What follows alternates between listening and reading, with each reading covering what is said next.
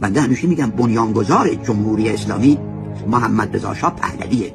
هر کس اینو اقرار نکنه شرف نداره، شرم نداره، انسان نیست، ایران پرست نیست، ایرانی نیست.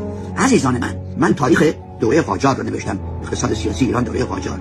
قبل از انقلاب مشروطیت ما یه انقلاب دیداری ایرانی ها رو انجام دادیم بدون ریاست دیداری. از اونجا اومدیم انقلاب مشروطیت، بعد کشور افتاد دست رضا شاه.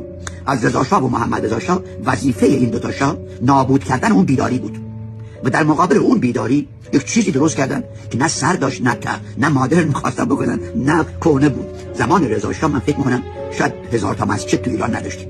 در زمان اول محمد رضا شاه به گفته داریوش همایون وزیر به اصطلاح فرهنگ محمد رضا شاه میگه ما آماری که داشتیم اول محمد رضا شاه ما حدود 5000 تا مسجد داشتیم.